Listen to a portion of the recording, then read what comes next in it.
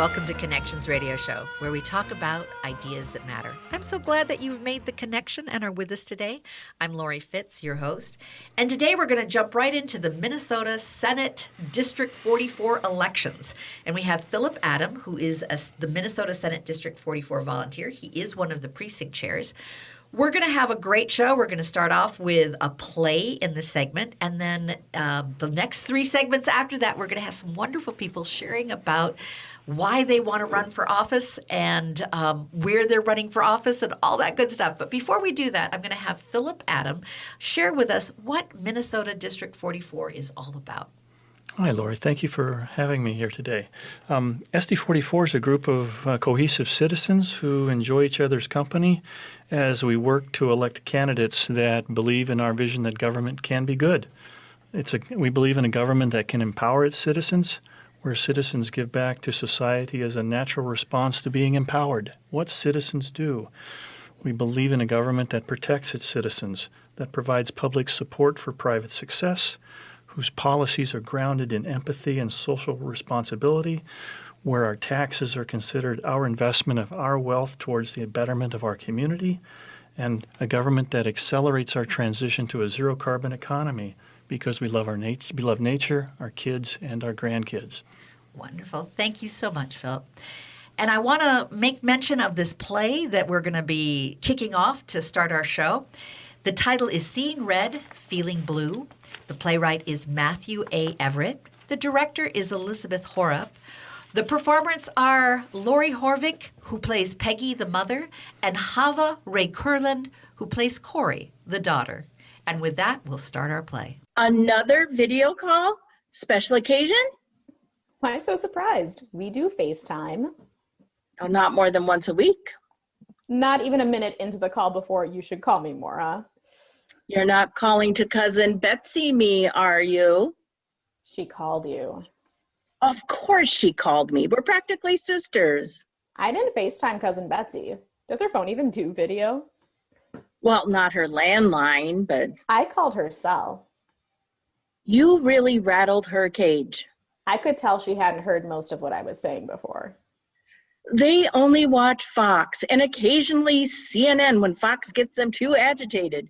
You know, Jean's heart is still a little iffy. They can only take so much. She was very worried about me before the call, apparently.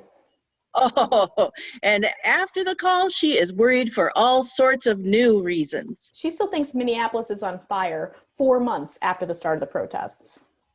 Well, Fox does show that video of the same 3 buildings burning on a loop when they're not showing Portland on fire or Kenosha. Meanwhile, most of California, Oregon, Washington are engulfed in actual current wildfires, and nobody bats an eye. That's because climate change is a hoax. I wish I could be sure you were kidding. Oh, please. You know I still believe in science. I'm not stupid. Okay, just checking. When you said there's no such thing as Antifa, you kind of blew her mind. I could tell. Also, it's short for anti-fascist. I would hope that we're all anti-fascist. Oh, yes, she repeated that one to me, too. Did you have to bring up Black Lives Matter? She was the one who brought it up. No, she said she didn't like feeling like she had to apologize for being white. And I reassured her that no one was asking her to do that. However, they might be asking her to help undo bad things done by other white people in the past. Oh, you couldn't let it lie. Well, she just kept blaming the protesters for burning buildings when the protests that no one plays on loop on TV are largely peaceful. And things only take a turn when men in uniform show up with tear gas, batons, rubber bullets, and military vehicles and start attacking people. The protesters just want police to stop killing Black people in the street. That seems like a perfectly reasonable request.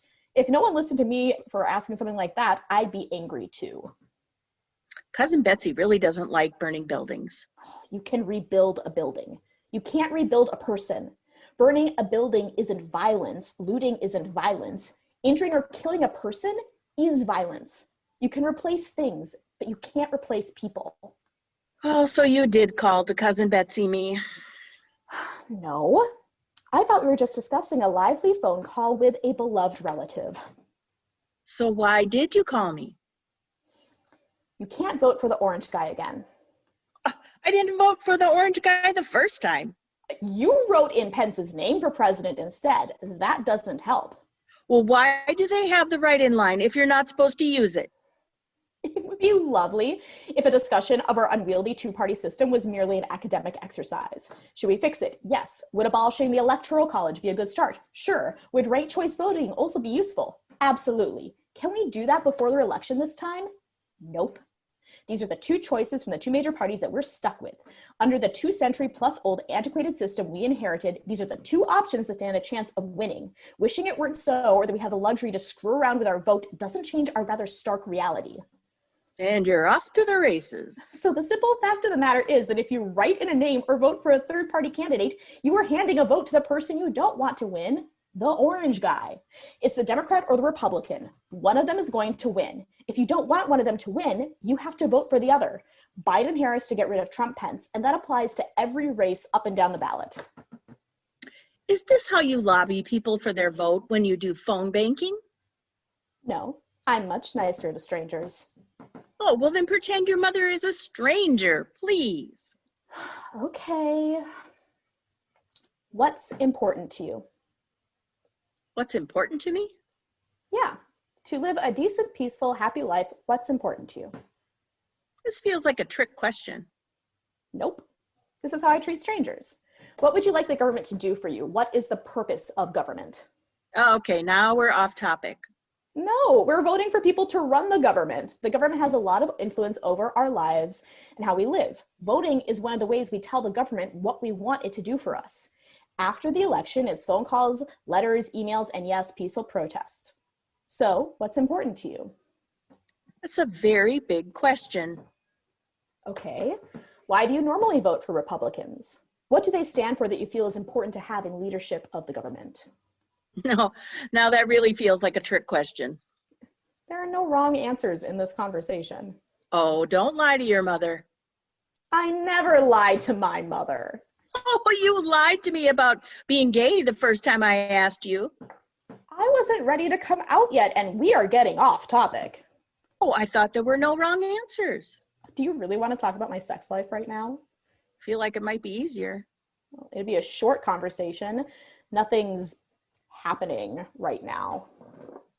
Well, if you weren't phone banking so much, you might have more time to date. No one can leave their homes right now.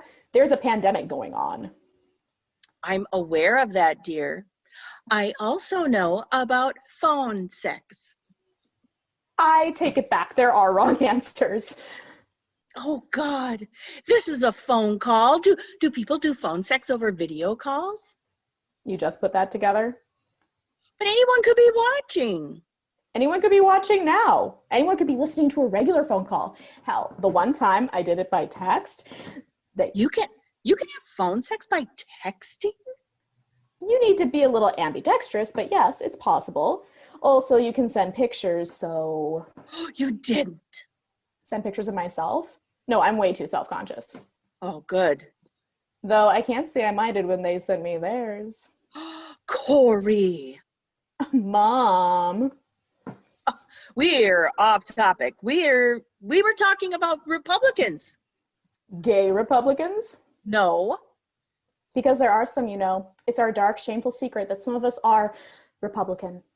Stop clowning and talk to me about voting. So you don't mind getting back to politics now? Not at the moment, no. I feel we've grown closer. I've just always voted Republican Because? because that's what my parents did. And that's what your father and I did. Although last time he voted for Hillary, so. He did not. We did. Oh, I thought for sure he would have told you. He felt very impish and mischievous about it. Well, son of a gun. The old guy was full of surprises. So you see, we canceled each other out. He'd probably be voting for Biden-Harris if he was still with us. Why do you think that is? Well, he'd probably want a president who's not a sociopath, for starters. Always a plus. But you can't write in Pence this time. Because? Because you have a gay child, and Pence doesn't believe we're humans worthy of respect and love and equal rights. Oh, this single issue voting thing. I am not an issue. I'm a person. It was the same thing in the primaries in 2016 when we were talking about Kasich. Kasich doesn't believe women are people. Oh, just because he's pro-life. Not just the anti-choice stance. He's just generally condescending and dismissive of women. But shouldn't the abortion position be enough? Why is that one thing? I have a goddaughter. Well, I know. I've met her. She's only 11. Her bodily autonomy is not an issue. It's not up for discussion. No one gets to decide what she does with her body. Oh, come back to me and tell me how you feel when she starts dating. So it's a values thing? Well, Republicans over the years have been more aligned with the Christian values I was raised on. And the Democrats have always seemed more secular, yes. So the things Jesus cared about: feeding the hungry, Yes. healing the sick, sheltering the homeless, caring for the downtrodden, proclaiming release to the captives, looking after women and children and the elderly and the poor. Yes. Even before the pandemic, but even more so now, Democratic elected officials have supported policies that help people, where Republicans have fought to stop or roll back those policies. Such as? SNAP benefits, or what used to be called food stamps, the Affordable Care Act, Medicare, Medicaid, Social Security, housing policy, criminal justice reform, the assault weapons ban, the Violence Against Women Act, money for public education, development of clean energy technology, public transportation, for starters. The Republicans weren't always like this. I know. Democrats weren't always like they are now either. I know. Political movements evolve and change over time. Used to be a good faith argument between two well-considered, intelligent, but opposing viewpoints about how government should operate. But that's not what we're dealing with right now. Oh no, I know. It's very disappointing. The party I grew up voting for didn't just stand around saying no to everything and then offering no useful alternatives. I wish it wasn't true, but I think it might be time to just clean house and get some new people who all want to work on solving problems. Well, we certainly have plenty to choose from. Problems, I mean. I think we've got plenty of people to choose from too. Government should be about working to make people's lives better. It should be doing the things we can't do ourselves.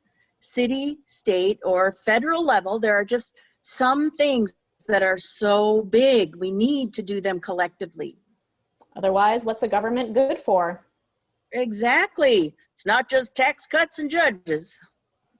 Oh Lord, don't get me started on judges. Sorry. You know I don't agree with this strategy, right? Yeah, I know. I think judges should be impartial and qualified and, have a functioning brain and a conscience. McConnell's rammed over 200 judicial nominees through the system in just 3.5 years. There's only about 60 empty seats left to fill on the federal bench right now, and this Congress still has 3 months left this year. Lifetime appointments, a lot of them. God help us. Young, healthy, right-wing ideologues. Well, at least there's the other 3/4 of the judiciary. For now, they're not going to live forever. Oh, now I'm thinking of Scalia and Ginsburg hanging out in the afterlife. Gorsuch, Kavanaugh, and who knows what's next for the Supreme Court, eh? Oh, I've got a question about the District Court and Court of Appeals state judges on my ballot. You got a sample ballot? I know how to find Minnesota Secretary of State's website. I'm so proud. I'm looking at 29 Minnesota state judges who we actually get to vote on, and they're all running completely unopposed. Who are they? Good question. Shouldn't there be some healthy competition? You would think. They should all at least have a website. Well, some do. Not all. Well, there's no one running against them. What do they need a website for? Well, that's not very transparent and accessible. No, it's not. I mean, how do I know I don't want to run against some of them myself? An issue for another election. I guess. There are blogs and other local news coverage of the court online, you know. Some people have a judicial fixation, so they're a good resource. And the state has to have some information posted somewhere. I guess it's time to do a little digging. Maybe that will be my new side project. Well, maybe I'll start a blog.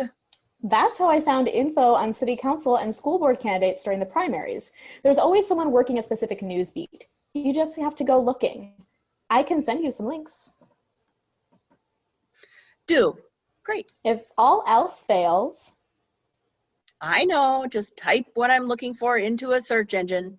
and vet the results. Don't just take things at face value without checking. Who raised you? Okay, you're right. You don't need nearly as much help as I think you do. Thank you. Do you think we can flip the Senate? It's the best shot at it the Democrats have had in 6 years. Probably the best shot they'll have for the next 6 years, too. Oh, bumping McConnell into the minority would help a little bit. If you don't think government has a purpose, You shouldn't be drawing a government paycheck. or healthcare, or pension, If you don't want to do the job, you shouldn't have the job. oh, thank God we have a month and a half of early voting in Minnesota. I can avoid the election day crowds. I'd feel more comfortable if you voted by mail. I'll be careful, I promise. I've already lost one parent recently. Oh, I'm in no hurry to join your father. Don't worry. I worry every time you leave the house. Hell, I worry every time I leave the house. Mask up. And it's fall, so it's glove season anyway. Double protection. Just be careful. I will. You too. Oh, I suppose if we ever want to leave the house again on a regular basis, we probably need to have a government that's interested in solving the problem of the pandemic, huh? That'd be a start, yes. Oh, it'd be nice to see your face in person again without the need for a mask. Yep, that would be nice. Plus, the economy is tied to the virus. The economy could also use some help, yes. Imagine going to a concert or a play or a restaurant. Oh, just even shopping. It is possible. Other countries did it. Almost every other country but ours did it. 1,000 Americans dying every day from just that one virus shouldn't be normal. 40,000 new cases a day shouldn't be normal. Hard not to become numb to all the bad news, huh? Yep. And we should probably get some people on the whole climate change thing. Biden-Harris 2020. Keep Minnesota cold. Whoever thought we'd be rooting for that, eh? Racial justice and equity. That'd also be a good thing to have, finally. One of these days, we'll get a fully functioning government debating two reasoned opposing philosophies of governing again, hashing out the big problems, constantly pushing, however slowly, for a better world for us all. You think I'll live long enough to see it happen? You better. Be nice to Cousin Betsy. Don't give up on her. I won't.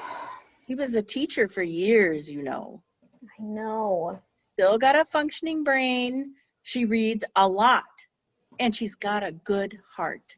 Keep working on her. You might just get through to her. You think? Got through to me, didn't you? This is true. Now take a break.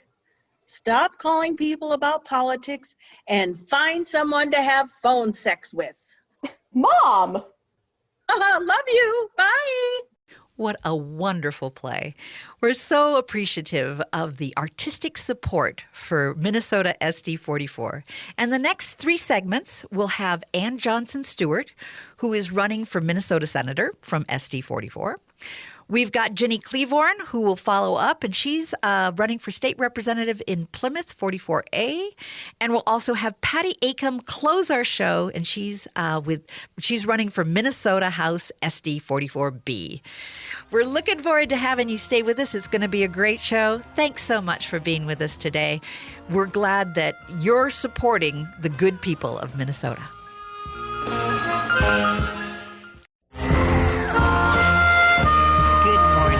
Welcome back to Connections Radio Show. I'm your host, Lori Fitz, and today we like to talk about ideas that matter. And I'm glad you joined the conversation and made the connection. We are talking today about the Minnesota Senate District 44 races. And we have Philip Adam, who is an SD 44, one of the precinct chairs, who's joining me as a co-host today. Hi. Welcome, Philip. We're so glad you're here. And our first interview is going to be with Ann Johnson Stewart, who's running for the Minnesota Senator for the District 44 communities of Minnetonka, Plymouth, Woodland. And how are you today, Ann? Hi, Lori. I'm great. How are you? I'm doing very well, and I'm excited about having this chance to get to know you. So the first question everyone always wants to know is, why are you running? So share with us, why is it important for you to run for Senate? Well, I'm plenty busy, but I think right now we really need people like me to stand up and speak out for things we care about. So I'm a civil engineer.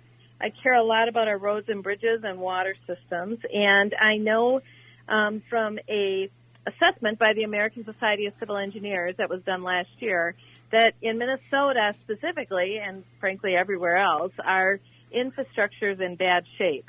That made me start to wonder who is really advocating for our water and air and all that stuff at the Capitol, and I found out there's no civil engineers that are in either house. So I really started to think about it.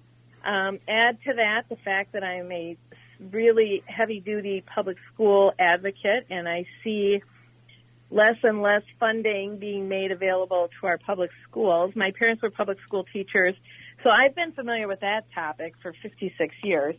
And then, climate change and global warming. I'm an environmental engineer, actually, and so that has got me literally hot under the collar. And then lastly, we had two major mass shootings on the same day last summer. Just when I was kind of stirring and thinking about this, we had on one day in August a shooting in El Paso and one in Dayton, Ohio, and I realized the next day, after just being outraged that we had not done anything at the state and local level to curb gun violence, that if people like me don't stand up and say no more, nothing's going to happen. So I decided that very day that I'm going to run, and I have never regretted it since.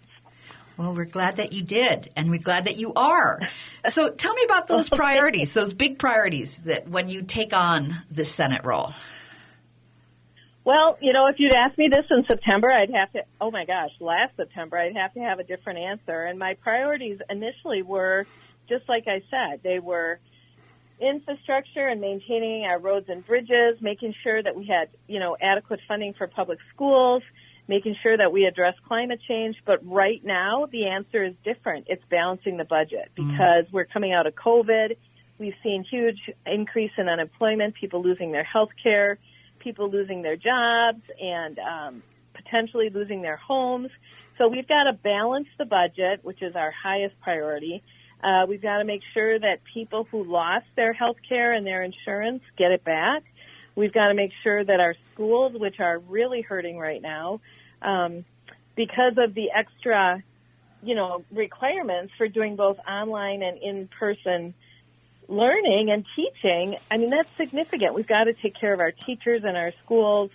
And that's just, those are the things that have really emerged in the last year. We also have to take care of at least starting the conversation on racial bias and how can we address some of our police challenges.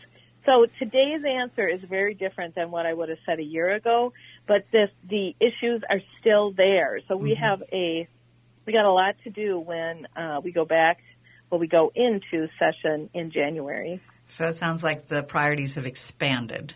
They're all still important, but yet we have a crisis at hand that needs to be addressed. We certainly do. It's going to take creative and empathetic and caring people to come up with a solution that works for not everybody, but the majority of people. It's a hard issue, and it's a complex issue, and we need complex thinkers in there. So there's no more, you're either against COVID or you're for it. I mean, that's a ridiculous you can't draw polarity like that. The reality is we are in COVID. So then how do we keep people safe, keep them in their houses, balance the budget, all these other things? It's not an easy black or white issue. So as our no issues are easy, I guess you would say too. And I know another issue that's been top of mind in state's conversation a lot has been the bonding bill. So tell me a little bit about that. Well, I'm an engineer. We need that bonding money, not just for me as an engineer, but it's important. There is $3 or $4 billion worth of really critical infrastructure projects that are included in that bonding bill. They've been agreed to by all three parties in the bonding, the House, the Senate, and the governor. They are not just about civil infrastructure. This is about things like veterans' homes and low-income housing and parks and flooding. And there's $300 million just for clean water improvements. And if we don't get a bonding bill, none of that work is going to happen. So that's problem one. But the second problem, or the second opportunity with a bonding bill, is $1.4 billion gets sent out and spent throughout the state on things like wages and equipment and materials and per diem and hotels, and just all of that money gets spent here in Minnesota, which I think would really help us get out of our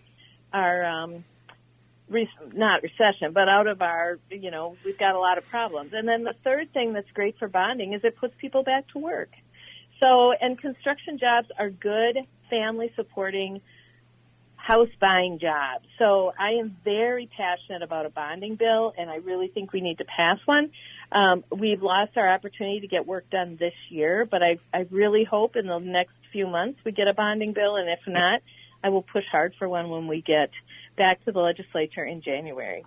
Well, Ann, thank you so much for your time today. I have to say it was a delight to have such clear and straightforward and important information provided in such a lovely way.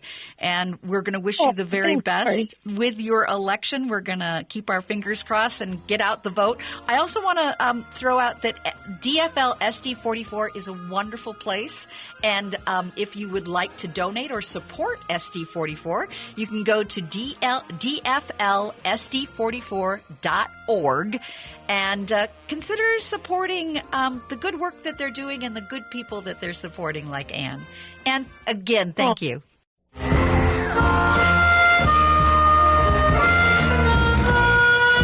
Welcome back to Connections Radio Show. I'm Lori Fitz, your host. We're so glad that you've joined us today. We're talking about the Senate District 44 in Minnesota. We're having all sorts of great folks that are campaigning in their districts to run for a variety of opportunities. We have Ginny Cleavorn as part of our segment today. She's running for the state representative in Plymouth 44A. Welcome, Ginny. How are you today? I'm great. Thank you so much for this opportunity to be with you today and to be with Philip and to represent our community. Absolutely. I'm so glad you introduced him. I was just about to. My co-host today is Philip Adam, and he is an SD44 volunteer, and he's one of the precinct chairs. Hi. Hello, Phil. How are you? Doing well. How are you? Well, Ginny, you've got a wonderful background, a perfect background, I think, for being a state representative. You're a professional mediator. I think that's always good to have. You're an expert in conflict resolution. You unseated a 6-term GOP incumbent to become a DFL majority maker in 2018. You serve as vice chair of the State Government Finance, and you're on the Ag and Food Committee, Long-Term Care Subcommittee of the Health and Human Services, as well as Higher Education Committee. So we're glad that you're here to share about what things are important to you. And I know one of the things that's important to you is being passionate about redistricting. Share with me why that's so important. Well, our vote is the most important right that we have. To be able to say what we like and dislike about what's happening in our government, and to have each of those votes count equally is just critical to the strength of our democracy. And so to make sure that we have fair maps and a fair process to know what our congressional districts will look like and our Senate districts will look like, it's just really critical to have people who are committed to fair maps and fair process. And right now, do you see a challenge in our voting, or a challenge or a disparity in some way with the district as it is right now? Minnesota has actually has a pretty good track record. In the last drawing of the maps, the court they were deemed to be too partisan, and so once again, the courts took the maps and drew them for us. The problem with that process is there wasn't citizen engagement in the process, and the other piece about that is that when the courts draw them, they don't always take the maps to zero. And so in the redistricting bill that I drafted and led, House File 1605, it was important to me that we start with clean maps, have a citizen's voice, and then make sure that we truly had equal representation for each person. Well, that's good to know, and I'm glad that you have a passion and a support for doing that, because I know that there's a lot going on with the census and looking at where things are all going to shake out. So I am excited about you having playing a leadership role with that. Mm-hmm. You also feel very strongly about the Forever Green initiative.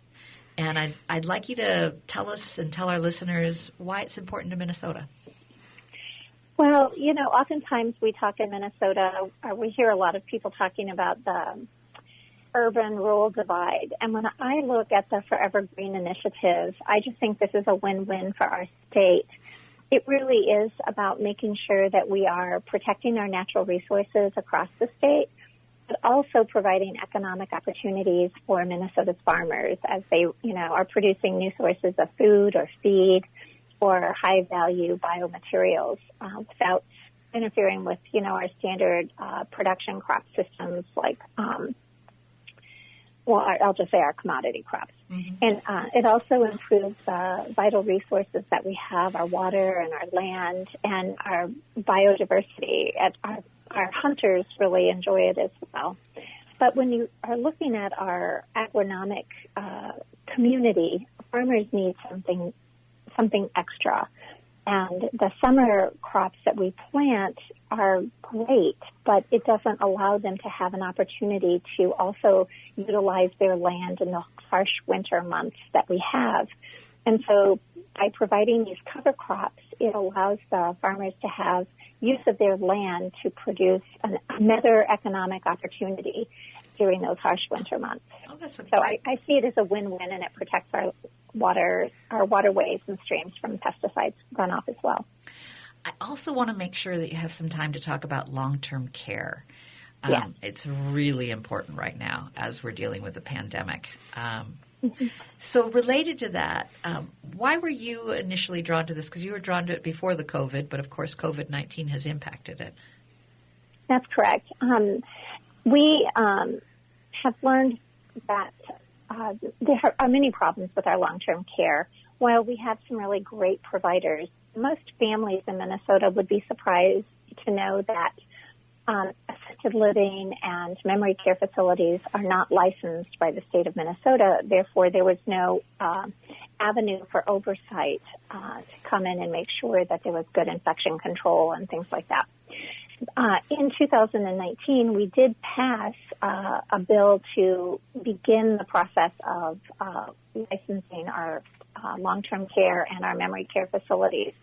And what the piece of legislation that I'm carrying now is really a comprehensive bill to make sure that we have the infection control that we need, that hospice and assisted living bills of rights are established, and making sure that our consumers have some sort of protection while receiving assisted living services.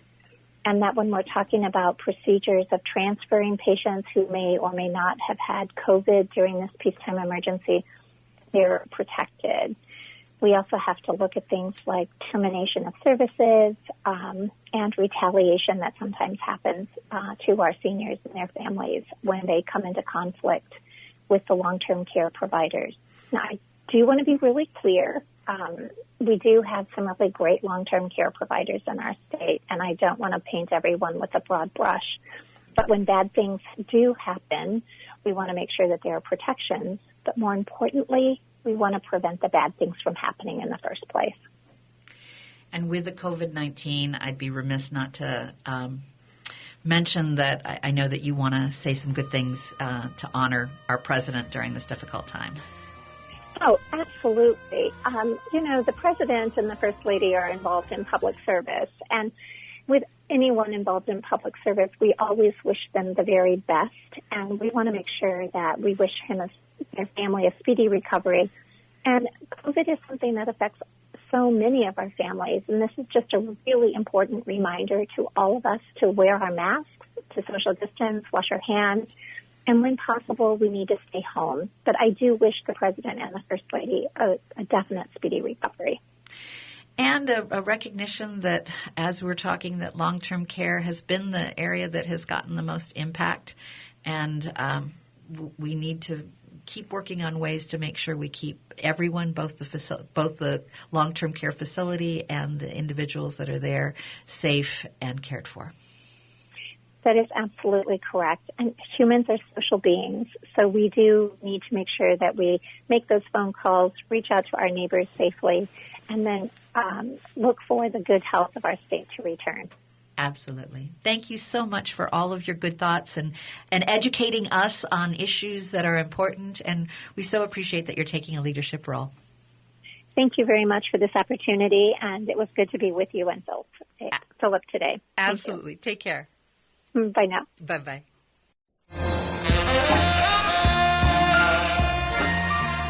Welcome back to Connections Radio Show. I'm Lori Fitz, your host. And today we have my co-host, Philip Adam, from the Senate District 44, who is one of the precinct chairs. Welcome, Philip. Thank you. Glad you're here. Good to be here. And for our last guest of our show, we have Patty Acom, and she is with the Minnesota House SD 44B. Welcome, Patty. Well, thank you, Lori and Philip, for having me. It's a pleasure to be here. We're so glad you are. You're a longtime resident of the House District 44B. And as I understand it, that includes Minnetonka, Plymouth, and Woodland. Yeah, it does. You know, I was born and raised in Minnetonka and graduated from Hopkins High School back in that last century that seems to have gone by really quickly. And when my kids were born, we came back for my kids to go to school in this area, too. It's a great place to grow up and a great place to raise your kids. It's a community I care deeply about. Well, I feel the same way. I didn't grow up here, but my family's originally here, and I came back to the university and felt that this was home and haven't left since. Just love it here. So tell me about your top priority going into the legislature. Well, I will say right now it's hard to not prioritize the state's response to COVID-19. And, I mean, I think that really runs the gamut from our response in healthcare and education and in our ability to help and support small businesses. And all of those things are incredibly important, and the state's role in supporting them is important.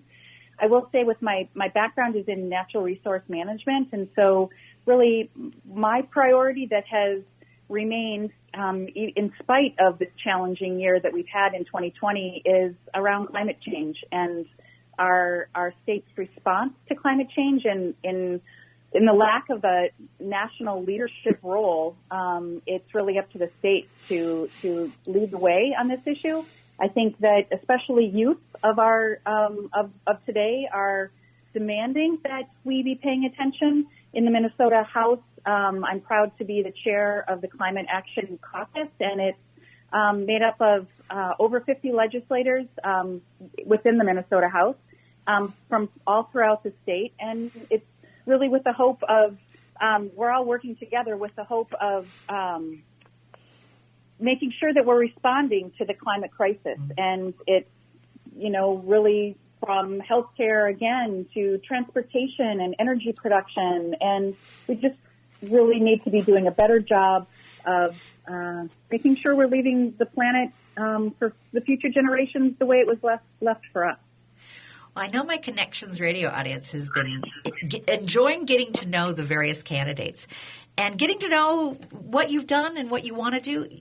Tell us about some of your accomplishments that you've had since your election in 2018. Yeah, I think that what I would say I'm most proud of is really the development of the Climate Action Caucus. And it's not something that we've had here in Minnesota before.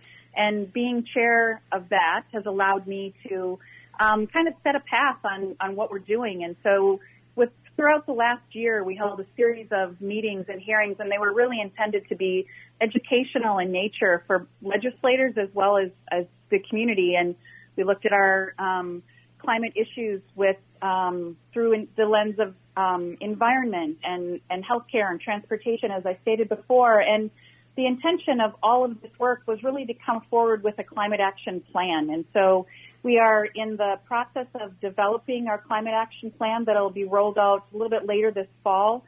I think that with all that's happened in our state this year, not only with COVID, but with some of the cultural unrest that's happened with as a result of George Floyd's death, it's been important that as we develop this climate action plan, that we're really looking through the lens of equity as we approach our action around climate, and making sure we're looking at those communities that have been disadvantaged, and that we're focusing our efforts and actions there first. You know, that makes me think about it. We really are in a divisive period, and we've got racial injustice, we've got people who don't necessarily believe in climate change, and we've got a lot of things that can be very upsetting. What gives you hope and motivation to do something and to help make a difference in serving our community? You know, Laurie, it's a great question. And I will say what gives me hope is when I'm talking with people in our community, which I do regularly. I had some great conversations with people on the phone just last evening, and as I talk to them, and we may approach issues in a different way, but ultimately we want the same things, and we want a community that's safe, that we can feel safe living in and raising our children, and that provides a good education, and that gives us opportunities, and that is opportunities that are equitable for all of us. And so I think really what gives me hope is that those are things that we all want. And if we all are working towards those same goals, that I truly believe we're going to find a way to get there working together. Patty, thank you so much for joining us today. We really appreciate having your insight and your time and getting to know you and your priorities. I also want to do a shout out to dflsd44.org. It's a great website to go to. Support these wonderful candidates. Even if you're not in their area, consider donating and supporting the good work that they are doing to make a difference, not only in their specific district, but for all of Minnesota. So again, that website is DFLSD44. Thanks so much, Patty, for joining us today. We really appreciate it. And thank you, Phil. We're glad you're here. Thank you.